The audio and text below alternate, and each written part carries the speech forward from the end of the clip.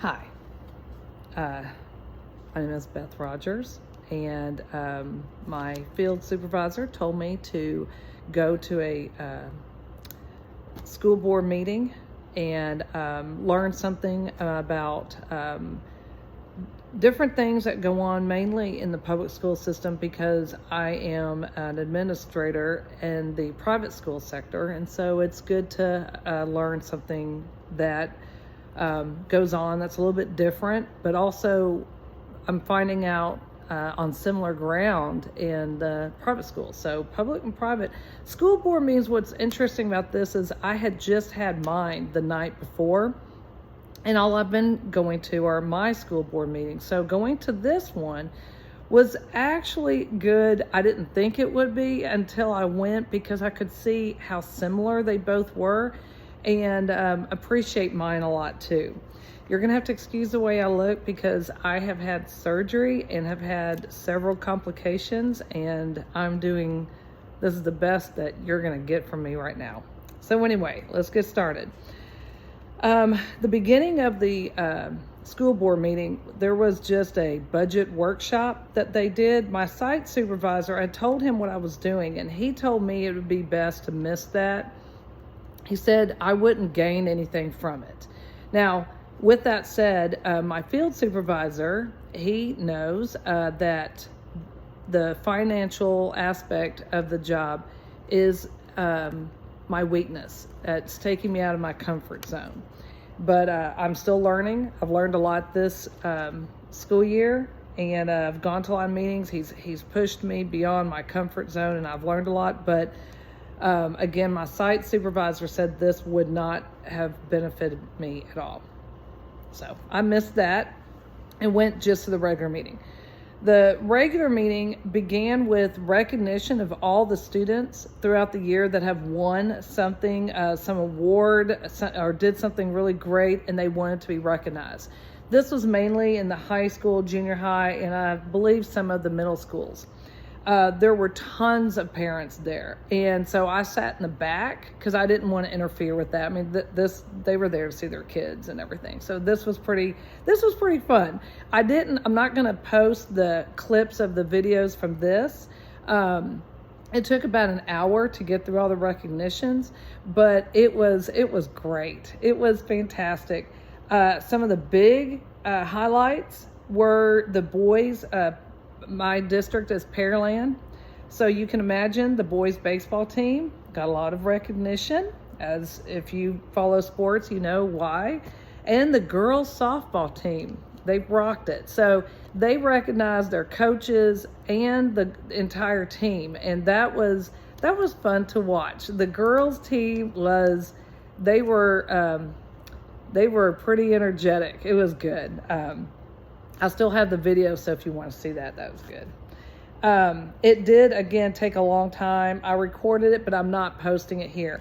So let me get started with a couple of things that I did record that I'm going to attach here. So I'm going to go on right now, just go through kind of a summary of each of the clips that will follow this personal thing that I'm doing here. I'm going to tell you basically, like I said, the summary, and also what I learned and what I still have to learn. Because when this was over, I was left with a lot of questions. Now, unfortunately, my site supervisor, he is in Europe on a student trip through Pearland High School, and they should be getting back if they're not back already. But I know that he's really tied up with that. And he told me that when he gets back starting Monday, tomorrow, that he will sit down with me and answer some of these questions. I didn't want to bug him. I gave him my list of questions, but he said he'd answer them when he gets back. So anyway, the first thing that I recorded was the public comments, where the parents or anyone from the public can, sign up to be able to speak for 3 minutes. Which it has to be on a specific topic. It has to have something to do with the agenda or something that's going on current in the public school system. This is what I found interesting, because it was two parents that got up to speak. They did very well. They actually sparked my interest on their concerns, and it's something that I wasn't really aware of. It doesn't affect me in the private school, but it is something that's affecting my community, and something that could down the road, affect me in a lot of ways. It could affect actually my enrollment because of this. It's the House Bill 3. Okay, so the first recording, there are going to be two parents, I've got a lot of notes here, that made public comments. I've been so focused on the voucher system and school choice that I was really not focused on any of the other things going on within the school system and politics. But here I am with House Bill 3. I had known that there was going to be some funding or some money that's going to be given to the school districts to improve their safety and security, which is what I'm doing actually right now. Is my primary goal is to finish that up actually this week and implement all that I'm doing.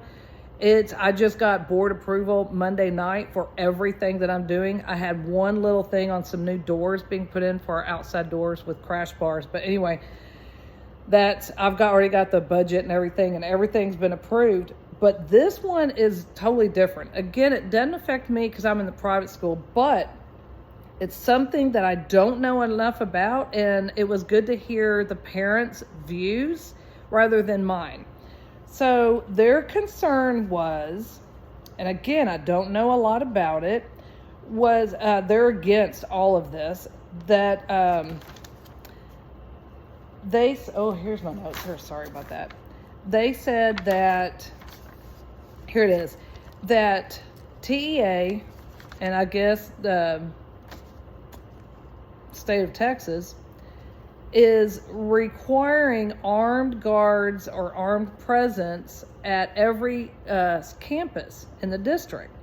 And from what they were saying, these parents, is that there's something about lack of funding for these armed guards, security guards, and that they have 2 months to comply, or they have to, from what I heard, arm their staff, like have teachers or staff members with guns to, do one or the other. They have 2 months, which is really interesting that they have 2 months. But anyway, again, I need to do more research on that, and I did reach out to my site supervisor on that. They're of course opposed to all of this. They want, of course, armed guards, actual police officers, trained police officers at every campus. Well, we all would. I also looked into that this past semester, and I've been working, oh my gosh, with Pearland Police Department so much that they know me by first name. They hang out at my school all the time, which was kind of my back door reason to having them all involved. But anyway, I know how much it would cost to hire a police officer to stand guard at our school. So their concerns were, of course, arming teachers. They gave very good data to support this. They gave a ton of examples why this would not be good. They gave, detailed different schools and states, and several in the state of Texas that where the teacher or the staff, something happened. They left their gun behind. A student had access to the gun. Something just went wrong. So their concerns are having staff members having these guns on campus. What's interesting is coming from someone that has my own concealed license to carry. I've grown up with guns my entire life, and my site supervisor and I have talked about this. I do worry about the mistakes that can happen when you armed civilians with guns in a school. I'm trained to go to a gun range and hit a steel target at the end. And if I go hunting, I am sitting there in a deer blind looking at this deer and waiting for it to completely stand still before, I take the shot. But this is not what goes on in a school. So these have been my concerns as well, is what kind of training would these people have? They need the same type of training police officers have. But anyway, that's my opinion. I do have, my thoughts, but then I also on my end, I can't afford to have an armed guard at my school. We don't have the money. Again, we're private school, this is public school, so it's a little bit different. But I can see their concerns, and if what they're saying is correct, I can see the problem with administrators and the superintendent for Pearland ISD having to comply to whatever these new mandates are. So anyway, I don't know enough about House Bill 3. I plan on researching this and talking to my site supervisor on this as soon as he is free, which is probably going to be tomorrow or Tuesday. Okay, so moving forward on that, those two parents had 3 minutes. They did fantastic. They stuck right in their 3 minutes. There was no discussion afterwards, and that's something new for me to learn. The next thing on the agenda was whether Pearland ISD should pay off some of their bonds from 2016. Their financial advisor, their head one, got up and suggested that they do it, said it would save them about $1 million to $2 million in the long run.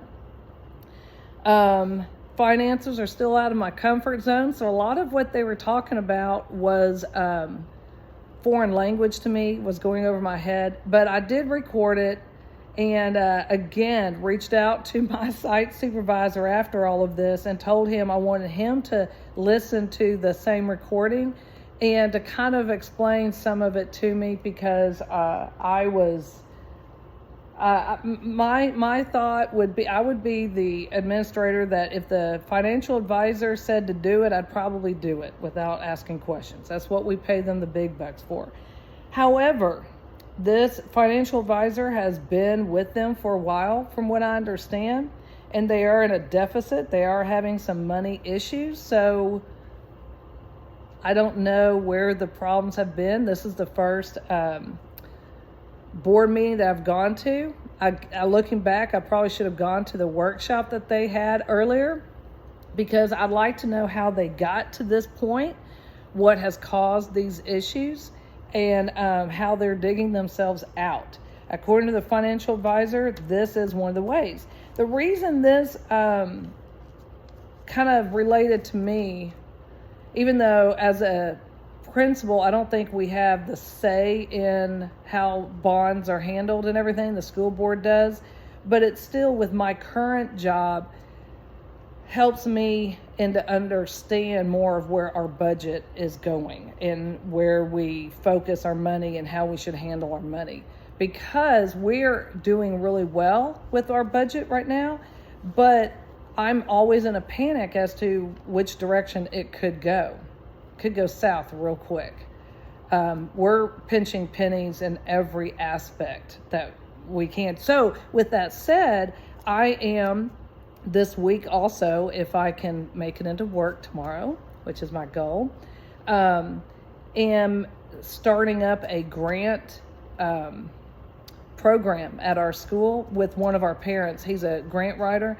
And so we are putting together a whole grant program, and I'm hoping before the end of June to send off all of these, to have all the research done and be able to, either by the end of June or the first week of July, even though it's 4th of July, but still, have all the letter of intents go out and have all that done so that we can start hitting up some of this, what I call free money out there, so that we can not rely so much on our budget. And I don't know. I don't know how the public school deals with stuff like this. I feel like there's a lot of money out there that they could utilize better, maybe, instead of spending the money that's within their budget. I don't know if they even have grant writers. If they did, that'd be fantastic, because there's so much out there. My last school, I actually got a whole playground. I got science labs. I got a lot of stuff for writing grants. So I don't know how the public school does it. That's something, again, I could ask my site supervisor. He knows a lot about that. He works within both. But anyway, so again, back to this. He pushed and pushed to have these bonds paid off, and they ended up approving that. The next thing was the approval for a vape detection system installed in bathrooms in the junior high and high schools. This was good because one board member argued a lot. He was against this. This is, again, installing vape detection systems in every bathroom in the high schools and junior highs here in Pearland ISD. He made some passive-aggressive comments about the lack of discipline in Pearland ISD, which I can kind of see because I've heard a lot of stories coming out of there. Again, when you're dealing with this many kids, you're going to have some serious issues. The comments were lack of discipline within the district. He's also my vet, so that was interesting.